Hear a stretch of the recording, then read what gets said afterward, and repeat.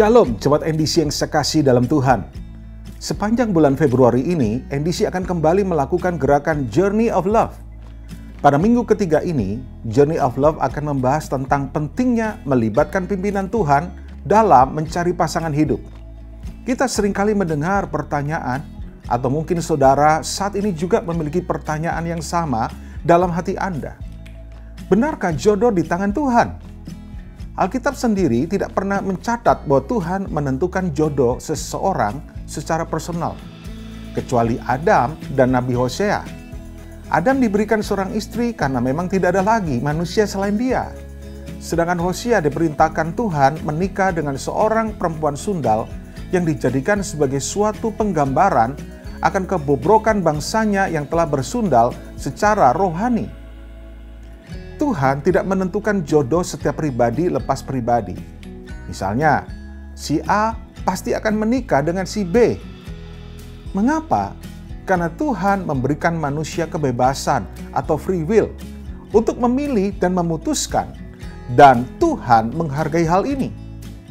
Dalam hal memilih jodoh, Tuhan hanya memberi batasan dalam hal-hal prinsip dalam kehidupan rohani, yaitu seiman dan sepadan. Seiman artinya sama-sama sudah lahir baru, takut Tuhan, memiliki kehidupan rohani yang baik, memiliki buah pertobatan, hati yang sungguh-sungguh mengasihi Tuhan, dan taat dalam melakukan perintahnya. Sedangkan sepadan artinya memiliki keseimbangan.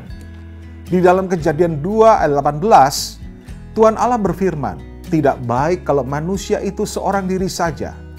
Aku akan menjadikan penolong yang sepadan baginya." Kata sepadan dalam bahasa aslinya yang diterjemahkan dalam bahasa Inggris, corresponding to himself, dapat juga berarti melengkapi. Artinya, kesepadanan dalam hal ini adalah saling mengimbangi.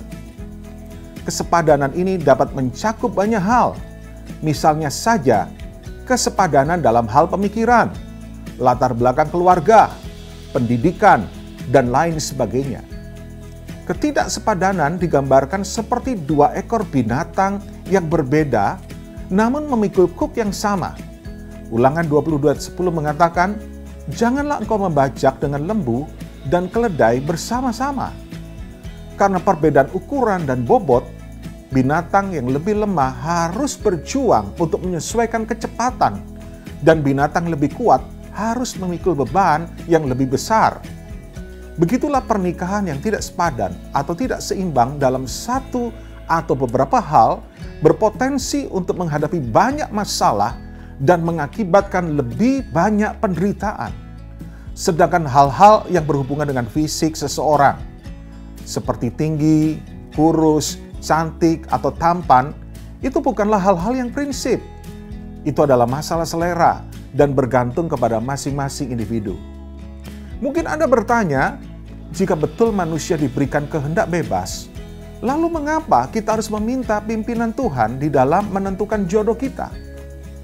Di dalam hidup ini, ada dua pertemuan yang dirancang oleh Tuhan dan juga iblis. Tentunya segala sesuatu yang datang dari Tuhan pasti mendatangkan kebaikan bagi hidup kita. Itu sebabnya kita perlu bergantung pada pimpinan Tuhan melalui firman-Nya. Ketika kita melibatkan Tuhan, maka firman-Nya akan memberikan petunjuk-petunjuk dalam hidup kita.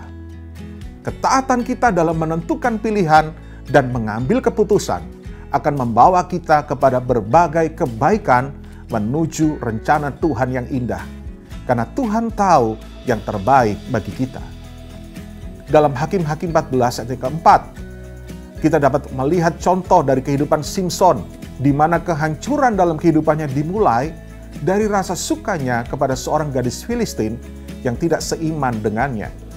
Dan sebaliknya, apabila kita mau mengikuti petunjuk Tuhan seperti pertemuan Ishak dan Ribkah, Tuhan mengatur di mana, kapan, dan bagaimana mereka bertemu sehingga mereka menjadi bagian dalam penggenapan rencana Tuhan. Firman Tuhan berkata dalam Mazmur 37 ayat 23, Tuhan menetapkan langkah-langkah orang yang hidupnya berkenan kepadanya. Jadi, langkah apa saja yang harus kita lakukan untuk mendapatkan jodoh yang sesuai dengan tuntunan Tuhan. Yang pertama, berdoalah dan berpuasa.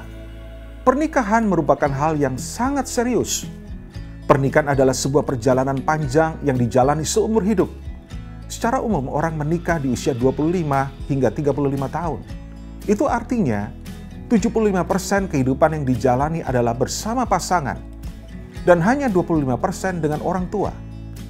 Untuk sesuatu hal yang sangat serius, maka dibutuhkan upaya yang serius.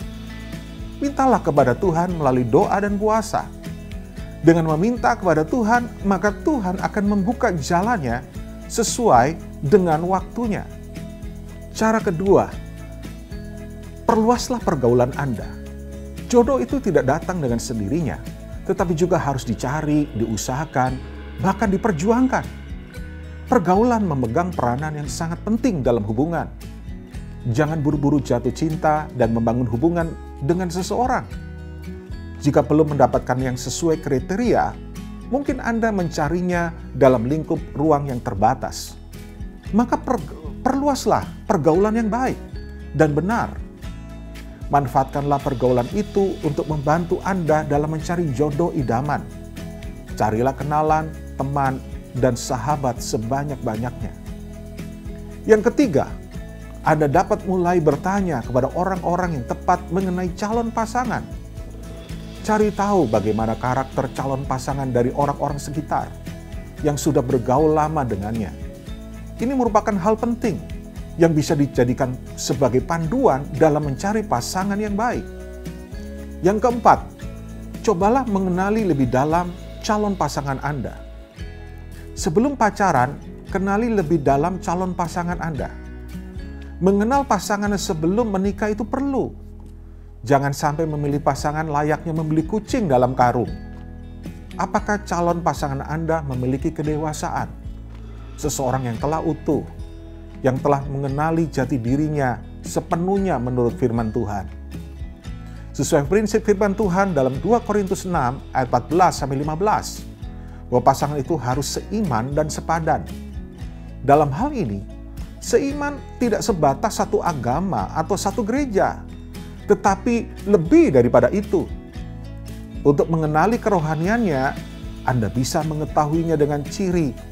Apakah dia tertarik kepada hal rohani? Apakah dia mencintai firman Tuhan? Kita bisa memperhatikannya saat sedang mendengarkan firman Tuhan.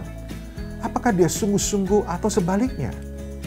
Apakah dia mau terlibat dalam kelas pemuritan dan berkomitmen untuk bertumbuh secara rohani? Dalam hal membenci dosa, perhatikan apakah dia memiliki prinsip hidup untuk mau taat pada perintah Tuhan dan menjaga kekudusan. Dalam hal pertumbuhan iman, hal ini tampak dari buah pertobatan yang nyata dalam hidup sehari-hari. Hanya melalui pengenalan yang mendalam, kita bisa benar-benar mengenal calon pasangan kita. Akhirnya, lakukan 4 hal ini dan lihatlah bagaimana Tuhan akan menuntun Anda selangkah demi selangkah agar Anda dapat menemukan pasangan yang sepadan. Berhati-hatilah dalam menentukan pasangan hidup, karena itu akan mempengaruhi sebagian besar perjalanan hidup Anda. Teruslah ikuti gerakan Journey of Love ini. Lakukan setiap tantangan dalam Revive edisi khusus Journey of Love, dan muliakanlah Tuhan dalam kehidupan Anda. Tuhan Yesus memberkati.